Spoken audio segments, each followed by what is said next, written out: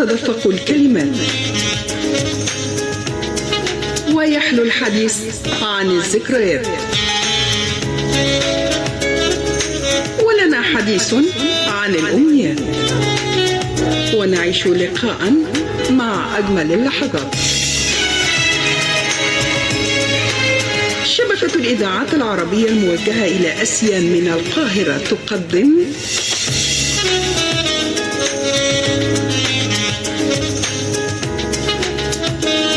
لقاء مع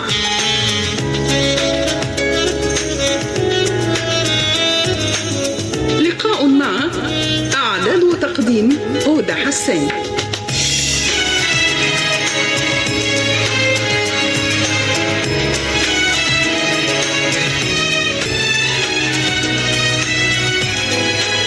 أعزائي المستمعين، أهلا بكم إلى حلقة جديدة من برنامج لقاء مع. بيسعدني في هذه الحلقة أن تكون ضيفتي الأستاذة لمياء مختار الكاتبة، وسوف نتحدث في هذه الحلقة عن قيصارة الغناء الفنانة الراحلة ليلى مراد، وذلك بمناسبة ذكرى رحيلها.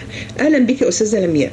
أهلا يا أستاذة هدى، تشرفت بحضرتك. يا عز من عيني قلبي لقلبك مال، يا عز من عيني قلبي لقلبك مال، شاريك وشاريني وش يعملوا العزال، يا عز من عيني يا عز من عيني.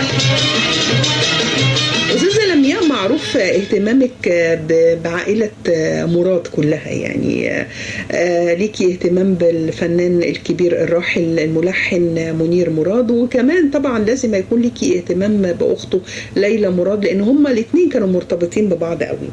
ليلى مراد بتعتبر في الغناء حالة استثنائية. ايه رأيك في التشبيه ده؟ على فكرة يعني ده يعني كلام كبار الموسيقيين، يعني عبد الوهاب كان بيقول انها صوت، يعني انها لولا الخجل كانت تبقى اهم مطربة في العالم. يعني كان شايف ان صوتها من نوع فريد جدا، وصوتها زي الماسة كده، الماظ. يعني صوتها فيه رقة وحنية ما لهمش مثيل، فيه شياكة، فيه شموخ، فيه حاجات جميلة كتير قوي.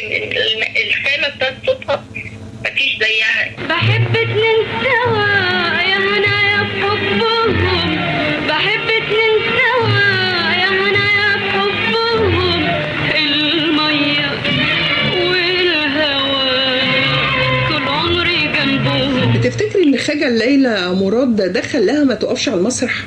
للأسف هي خجولة جدا جدا، يعني هي وقفت على المسرح بس يعني مرات قليلة جدا جدا، يعني مرة في بدايتها وهي طفلة، ومرة واحدة كده في الخمسينات كده عملت حفلة على المسرح. بس هي فعلا خجولة، يعني ما بتخجل من نظرة الجمهور، ودي مشكلة. يعني لو كانت عملت حفلات كتير جدا يعني كانت أسعدت كل الجماهير يعني بالحفلات دي، بس فعلا دي مشكلة الخجل عندها. حتى الخجل ده كان مخلي محمد كريم في أول في فيلم يحيى الحب اللي مثلت مع عبد الوهاب، هو مش أول فيلم ظهرت فيه، وظهرت يعني دي قبل كده أو دقيقتين في فيلم الضحايا قبليه، يعني غنت كده. لكن هو أول فيلم بطولتها كان يحيى الحب، فمحمد كريم المخرج كان معترض عشان هي خجولة. دلوقتي صمم عليها، يعني شايف إن هي صوتها مفيش زيه، فصمم إن ليلى مراد هي اللي تبقى البطلة. طب انت شايفة يعني ايه اللي خلى محمد عبد الوهاب يصر على اختيار ليلى مراد في الوقت ده؟ كان فيه أصوات كتيرة موجودة. هو شايف ان الخامة بتاعت صوتها ملهاش مثيل، يعني رأيه كده كموسيقار كبير، وانا شايف كده. يعني انا متحيزة ليه، لان بحب صوتها، يعني بحب صوتها جدا جدا فعلا. الصوت نادر جدا، يعني في بيجمع بين الرقة والقوة. يعني في مطربات مثلا تلاقي صوتهم قوي جدا بس ما فيهوش الرقة، في مطربات تلاقي صوتهم ممكن رقيق جدا بس ما فيهوش برضه القوة قوي. لكن ليلى صوتها قوي في نفس الوقت رقيق وحنين، فيه حنية، يعني صوتها فيه حنية برضه ما لهاش مثيل. ففي حاجات كتيرة في صوتها مجتمعة مع بعض مش هتلاقيها أقل إنها تجتمع كمطربة يعني. يا مسافر وناسي هواك رايدك والنبي رايدك، رايدك والنبي رايدك. ليلى مراد عملت 27 فيلم، طبعا في افلام منها معروفه قوي، غزل البنات وليلى بنت الريف وليلى بنت انت شايفه كده ان ليلى مراد الوحيده اللي كانت من بنات جيلها اللي اتعملت مجموعه افلام باسمها؟ من وجهه نظرك ده سببه ايه؟ النجاح المدوي. يعني ليلى مراد كانت صاحبة أعلى أجر في الأربعينات، كانوا بيسموها سندريلا الأربعينات، أفلامها كانت بتكسر الدنيا. ايوه. وكانت شعبيتها طاغية يعني، حتى المخرجين والمنتجين كانوا بيتنافسوا على انهم يعملوا افلام ليلى مراد يعني. حتى مثلا المخرج طوبى مزراحي يعني دفع فلوس، يعني كان المفروض المنتج جبرائيل تلحمي يعمل لها فيلم، فطوبى مزراحي دفع فلوس اكتر منه بكتير عشان هو اللي يفوز بالفيلم ده، كانوا بيتنافسوا. لان هي زي بعد كده ما اسماعيل ياسين عملوا مجموعه افلام عشان شعبيته طاغيه، هو بيعملوا كده لما يكون حد شعبيته طاغيه وافلامه بتكسر الدنيا بتحقق اعلى ايرادات. فهي ليلى كانت كده، كانت منتهى يعني صوتها في منتهى الجمال، هي جميله الشكل جدا جدا، استاذ جمال برضه رقيقه جدا منتهى الرقه، شياكه. الفساتين بتاعتها كانت يعني الموضه ساعتها، كانوا كل البنات يفصلوا فساتين زي فساتينها، يحاولوا ان هم لو قدروا يعملوا حاجه موضه قريبه من فساتينها يعني. هي كانت توب في كل حاجه يعني. كلمني يا قمر فهمني يا قمر، كلمني يا قمر فهمني يا قمر، جمالك ليه ظهر الليلة يا قمر.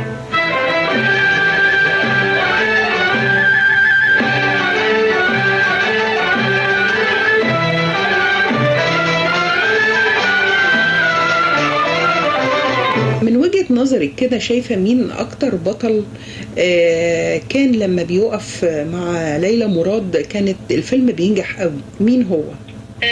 هي طبعا أنور وجدي عمل معاه أفلام ناجحة جدا كاستعراض، بس يعني أفلامها مع أنور وجدي استعراضية، من الناحية الاستعراضية كان أنور وجدي طبعا عشان هو بيفهم قوي ازاي يشد المتفرج بالاستعراضات المكثفة الكتيرة الحلوة.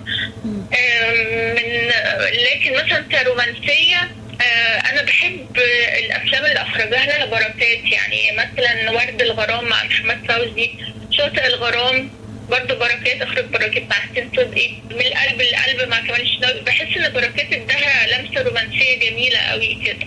انت بتحسي ان ليلى مراد باختلاف يعني عمل الافلام ليها مع اختلاف النجوم ده طبعا برضو كان ليه اثر على نجاح افلامها؟ يعني هي ما تمسكتش ببطل واحد، يعني ما تمسكتش مثلا بانور وجدي طول مثلا تاريخها او طول افلامها، رغم ان هو كان زوجها وكان بينتج معظم الافلام. كان لازم هي كانت شايفه ان كان لازم تنوع، وده حقها يعني، هي صح انها لازم تنوع في الابطال وده كان برضو يعني بيثير غيرة انور وجدي، يعني ما كانش عايزها تمثل مع حد غيره يعني.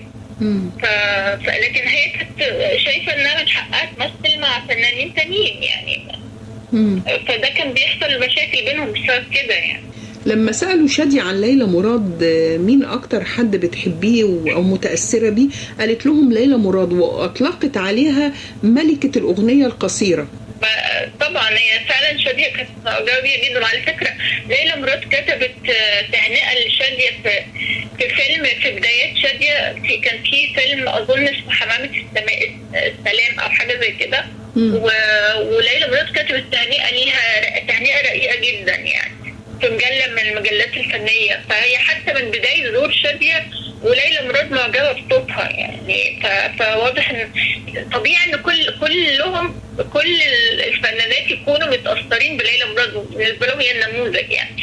ليلى مراد كمان كانت تحس بالصوت الحلو وتشجعه، يعني زي ما شجعت شادية في بدايتها، كتبت لها كلمة رقيقة جدا. فده طبيعي جدا ان هم كانت بالنسبة للسينما هي رقم واحد يعني، كل حاجة في السينما الأربعينات يعني. شايفة ان شادية ارتبطت بعيلة مراد قوي، بدليل ان هي احلى الحان واحلى اغاني كانت من الحان منير مراد اخو ليلى مراد. بالظبط. يعني هو منير مراد هو يعني دي مش كلمتي على فكره، دي كلمه بليغ حمدي. بليغ حمدي قال منير مراد هو اللي عمل لشادية شخصيتها الغنائيه، ده كلام بليغ حمدي. ودي حقيقه، يعني هو اللي رسم لها كل الخط اللي المفروض انها تمشي عليه، مشكلها فعلا، يعني عمل الحان مناسبه لصوتها بشكل مذهل فعلا. يعني ما فيش حد غيره كان ممكن يعمل الالحان بالطريقه دي. يعني بعد كده لما شادية اتعاملت مع ملحنين تانيين، هي كانت خلاص بقى يعني اترستقت بقى، يعني منير عمل لها بقى ايه الستايل بتاعها وكل يعني ايه، حط لها الاساس على مدى 20 سنه.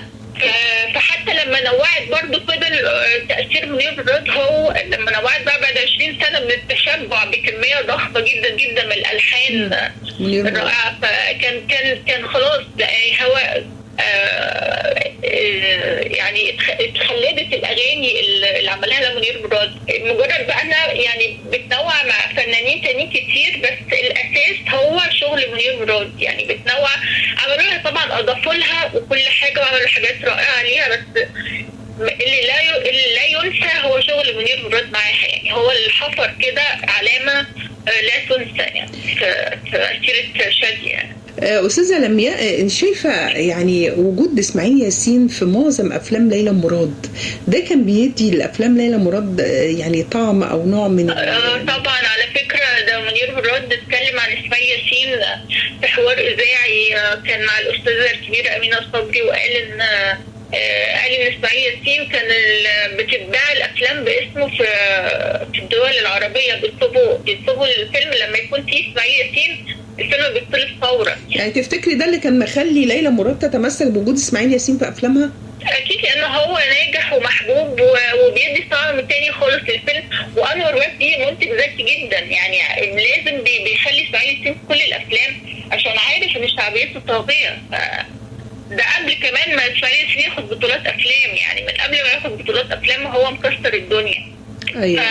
فكان برضه ده ذكاء من أنور وفدي برضه، إنه بيستغل اللي مكسر الدنيا بيستغلوا يعني وكده. واضح ان هم كمان يعني عيلة مراد واضح ان هم يعرفوا اسماعيل ياسين من بداياته، يعني حتى منير مراد قال حتى ان هم يعرفوه من ساعة ما كان جه من السويس وكان بيغني مونولوجات وكده، فهم يعني كمان لان اسرة مراد كانت متغلغلة في الوسط الفني كله، يعني بيشتغلوا مع كل الفنانين، لان هم يعني اسرة عريقة في الموسيقى وفي السينما وكل حاجة، فكل الفنانين بيشتغلوا معاهم. يا حبيب الروح،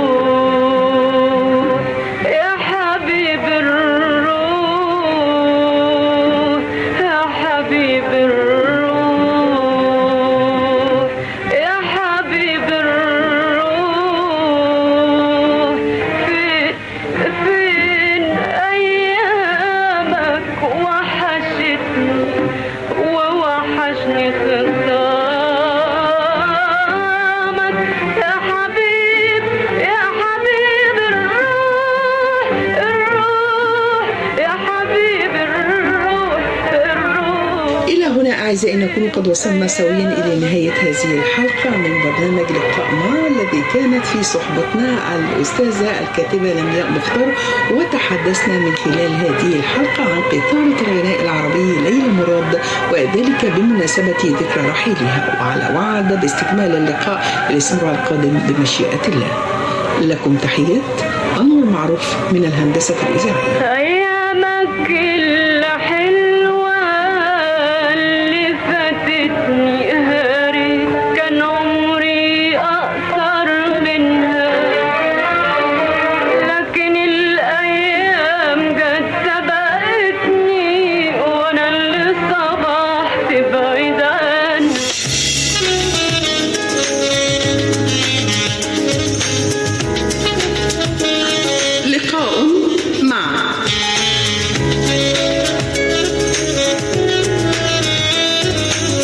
لقاء مع أعلان وتقديم هدى حسان.